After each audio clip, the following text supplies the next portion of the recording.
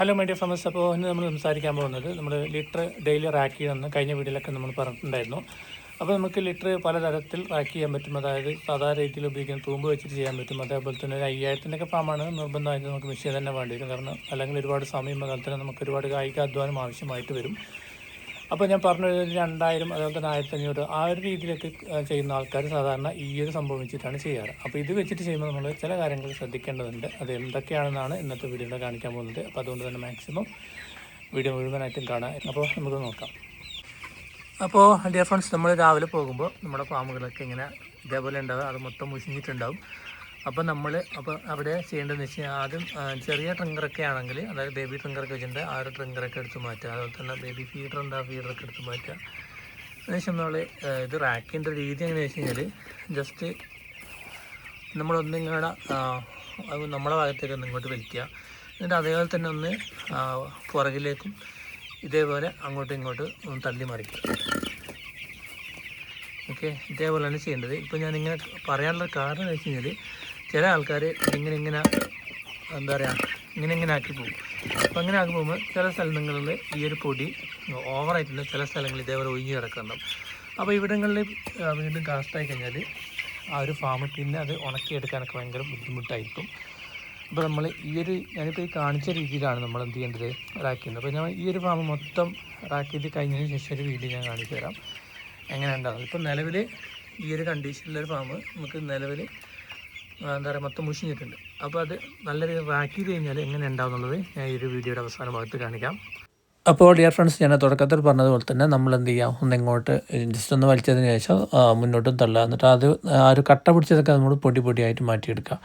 അതേപോലെ തന്നെ നമ്മൾ ഏകദേശം ഒരു 2 ഇഞ്ച് 3 ഇഞ്ച് കണത്തിനാണ് ഇട്ടിട്ടുണ്ടാവുക. അപ്പോൾ അത് ആ ഒരു ലെവലിൽ തന്നെ എല്ലാ സ്ഥലത്തും ഒരേ ലെവലിൽ വരുന്ന രീതിയിൽ തന്നെ ജസ്റ്റ് തട്ടി നിരത്തി വിടുക. പിന്നെ ഏറ്റവും കൂടുതൽ ശ്രദ്ധിക്കേണ്ട ഒരു ഏരിയയാണ് നമ്മൾ ഈ ഒരു വെള്ളപാത്രത്തിൻ്റെ താഴെ. അവിടെ പലപ്പോഴും ഈർപ്പം വരാൻ ചാൻസ് ഉണ്ട്. അപ്പോൾ ഇവിടെ നമ്മൾ ഡെയിലി ഇങ്ങനെ മെയിൻറ്റെയിൻ ചെയ്യുന്നത് കൊണ്ട് ജസ്റ്റ് ഞാൻ കാണിച്ചു തരാം. ഇവിടെ അതിന് മാത്രം എന്താ പറയുക ഈർപ്പമൊന്നുമില്ല, കണ്ടോ.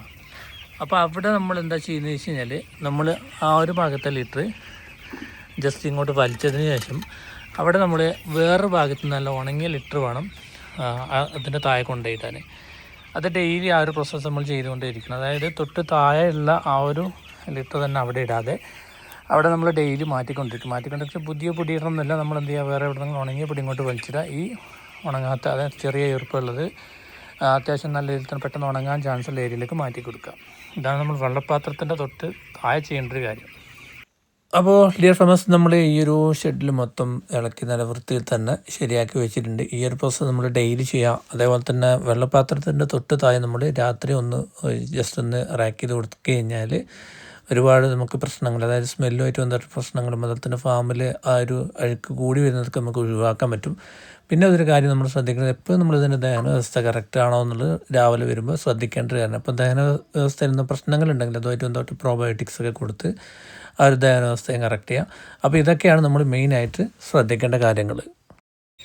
അപ്പോൾ മൈ ഡിയർ ഫാമേഴ്സ്, നമ്മൾ ലിറ്റർ ആക്കേണ്ടത് ഇതേപോലെയാണ്. അതായത് നമ്മൾ ലിറ്റർ വിരിക്കുന്ന സമയത്ത് എല്ലാ സ്ഥലത്തും ഒരേ ലെവലിൽ നമ്മൾ ചെയ്തിട്ടുണ്ടാകും. അതേപോലെ തന്നെ നമ്മൾ എല്ലാ ദിവസവും ആ രീതിയിൽ തന്നെ കീപ്പ് ചെയ്യുക. അതായത് ഒരു സ്ഥലത്ത് പൊടി കൂടുതൽ, ഒരു സ്ഥലത്ത് പൊടി കുറവ്, അതേപോലെ തന്നെ മറ്റൊരു സ്ഥലത്ത് പൊടി തീരെയില്ല. അങ്ങനെ ആവാതെ നമ്മൾ ഒരേ രീതിയിൽ തന്നെ ഇതുപോലെ ജസ്റ്റ് ലിറ്റർ ആക്കിയതിന് ശേഷം ഒന്ന് ലെവലാക്കി കൊടുക്കുക.